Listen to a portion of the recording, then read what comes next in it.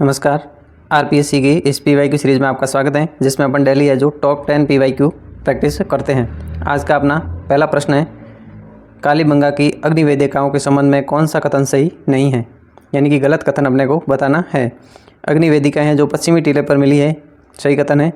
वेदिकाएँ जो है वो मिट्टी की ईंटों से बने चबूतरे पर प्राप्त हुई हैं। अब ये दोनों कथन एक दूसरे से संबंधित है, क्योंकि अग्निवेदिकाएँ पश्चिमी टीले पर मिली हैं, जिसे नगर या गढ़ी क्षेत्र कहा जाता था। और ये जो गढ़ी क्षेत्र था या दुर्ग क्षेत्र था, ये कच्ची ईंटों से बने चबूतरे पर स्थित होता था, यानी कि ये ऊंचा और छोटा था। नगरी क्षेत्र जो निचला स्तर था वो क्षेत्र बड़ा होता था, जबकि दुर्गीकृत जो क्षेत्र था वो आकार में छोटा था, लेकिन चबूतरे पर बना हुआ ऊंचा स्तर था। ये दोनों कथन भी क्या हो जाएंगे, सही हो जाएंगे। और वैसे कॉमन सेंस अगर लगाएं तो अग्निवेदिकाओं पर जो है वो अग्निवेदिकाएँ किन के लिए होती थी, तो ब्राह्मण और पुरोहित वर्ग के लिए बनाई जाती थी। और ब्राह्मण और पुरोहित वर्ग है जो ऊंचे भाग यानी कि दुर्ग वाले क्षेत्र में निवास करते थे। ये तो दोनों कथन क्या है, सही है। तीसरा ऑप्शन है, प्रत्येक अग्निवेदिका में त्रिभुजाकार अग्निकुंड है, यानी कि त्रिभुजाकार अग्निकुंड नहीं है। ये वाला कथन क्या हो जाएगा, गलत। तो इस प्रश्न का अपना राइट आंसर ये हो जाएगा ऑप्शन नंबर 3। अगला ऑप्शन है, अग्निवेदिका के पास एक कुआं है या धार्मिक अनुष्ठान होने के संकेत देता है। ये जो प्रश्न है ये ओल्ड आरबीएससी की बुक है, जिसमें आपको दिख रहा होगा, ऐसी उम्मीद करता हूँ, लेकिन पुरानी किताब होने की वजह से फोटो साफ नहीं है। जिसमें आप देख सकते हैं, कालीबंगा के दुर्ग क्षेत्र में कच्ची ईंटों से निर्मित, किस भाग में, दुर्ग क्षेत्र में कच्ची ईंटों से निर्मित चबूतरे पर 7 आयताकार अग्निवेदिकाएँ प्राप्त हुई है। कैसी, आयताकार, जबकि प्रश्न में दे रखी है कैसी, त्रिभुजाकार अग्निकुंड। ये अग्निकुंड भी आप देख सकते हैं। इन वेदिकाओं को एक आयताकार गड्ढा खोदकर उसके बीच आयताकार या गोलाकार स्तंभ या कभी कभी स्तंभ के स्थान पर ईंट खड़ी कर बनाया जाता था। और इन गड्ढों के जले हुए कोयले, अन्न के दाने, कुछ हड्डियों के टुकड़े प्राप्त हुए हैं। और हड्डियों के टुकड़ों का संकेत मिलता है कि जो हवि के रूप में मांस का भी उपयोग किया जाता था तथा समाज में बलि प्रथा का प्रचलन था। और एक अपना स्टेटमेंट था कि किसी प्रकार के धार्मिक अनुष्ठान का जो है अंग थी। तो इस तरीके से ये जो प्रश्न है, इस प्रश्न का राइट आंसर जो है वो ये हो जाएगा, क्योंकि प्रत्येक अग्निवेदिका में त्रिभुजाकार अग्निकुंड न होकर कैसे थे, आयताकार अग्निकुंड हुआ करते थे। अगला प्रश्न आहड़ सभ्यता से संबंधित है। ताम्रपाषाण युगीन, कैसी, ताम्रपाषाण युगीन आहड़ में चावल व बाजरे के प्रमाण पत्र बाजरे के प्रमाण किसने खोजे हैं। एमडी काजले, विष्णु मैत्रे, वीएन मिश्र, एसडी चांगलिया। इस प्रश्न का जो राइट आंसर है वह है विष्णु मैत्रे। ये जो इसी ओल्ड आरबीएससी की बुक में है, जिसमें आप देख सकते हैं, पंडित गोपीनाथ शर्मा के अनुसार आहड़ निवासी कृषि से परिचित थे। और पुरातत्वविद विष्णु मैत्रे संकेत देते हैं कि आधुनिक देहरादून के लंबे चावल की तरह उच्च कोटि का चावल आहड़ में जो प्राप्त होता था। तो इस तरीके से इस प्रश्न का राइट आंसर हो जाएगा विष्णु मैत्रे। ये नया प्रश्न है, आरपीएससी का नवीनतम पैटर्न जनवरी 2026 का जो ऑनलाइन पेपर हुआ था उस पेपर में पूछा गया प्रश्न है, जो पिछली क्लास में भी अपन ने देखा था। अगला अपना प्रश्न है, अर्णोराज के द्वारा मालवा के किस परमार शासक को परास्त कर उपरमाल का क्षेत्र अपने राज्य में मिलाया गया। अब उपरमाल का क्षेत्र परमारों को कब दिया गया, तो राणा सांगा ने खानवा के युद्ध में अशोक परमार को उपरमाल की जागीर दी गई, और जिसका मुख्यालय जो बिजोलिया में हुआ करता था। और इस उपरमाल को अर्णोराज द्वारा मालवा के किस परमार शासक को परास्त कर उपरमाल का क्षेत्र है जो अपने राज्य में मिलाया गया। नरवर्मा, सिद्धराज, विक्रम सिंह, बल्लाल। इस प्रश्न का राइट आंसर है नरवर्मा। अगला प्रश्न है, रावत केसरी सिंह 1857 की क्रांति के दौरान किस स्थान के ठिकानेदार थे। कोठारिया, सलूम्बर, भिंडर, खरवा। इस प्रश्न का राइट आंसर है सलूम्बर के ठिकानेदार कौन थे, रावत केसरी सिंह। 1857 की क्रांति के दौरान इन्होंने जो क्रांतिकारियों का साथ दिया था।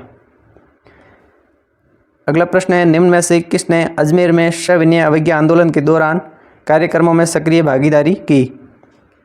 गोकुललाल असावा, मास्टर लक्ष्मी नारायण, चंद्रभान शर्मा, कृष्ण गोपाल गर्ग।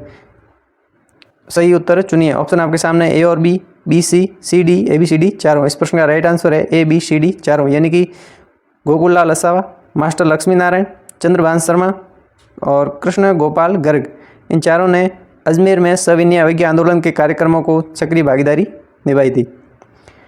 अगला प्रश्न है, उस व्यक्ति का नाम बताइए जिसने घायल महाराणा सांगा को खानवा के युद्ध क्षेत्र से सुरक्षित बसवा पहुंचा दिया था। चंद्रभान चौहान, करमचंद, पृथ्वीराज, हसन खां, मेवाती। इस प्रश्न का राइट आंसर है पृथ्वीराज।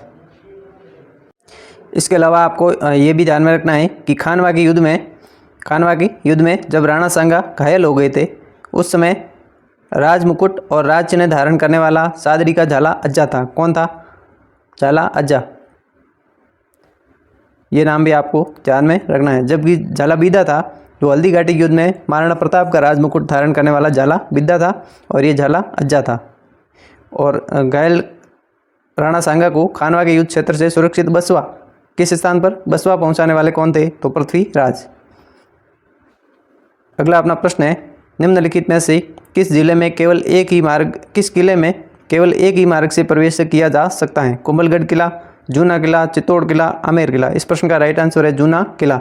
अन्य किलों में आप बहुत सारे जो है प्रवेश द्वार देख सकते हो, फलाना पोल, सूरज पोल, हाथी पोल, लेकिन जूना किला में जो केवल एक ही प्रवेश द्वार मिलेगा।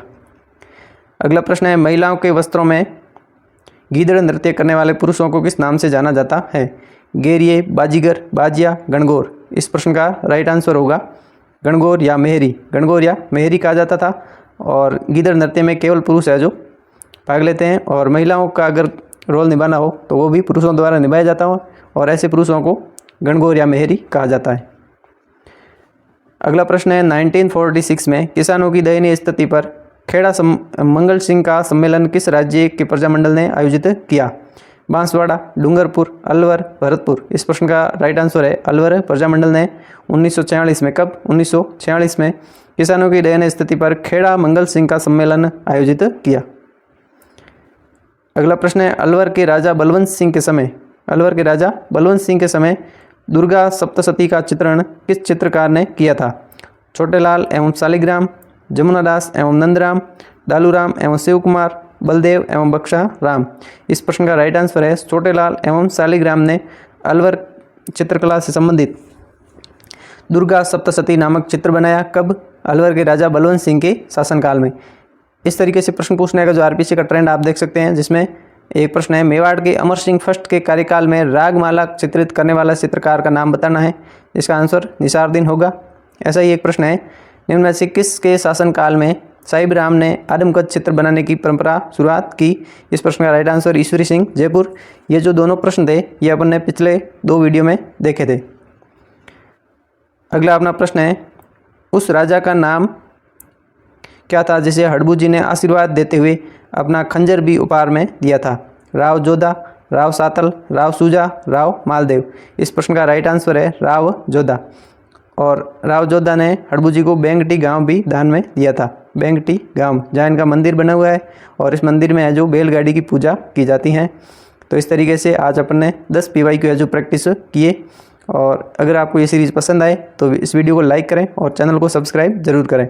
धन्यवाद मित्रों, मिलते हैं अगले सेशन में।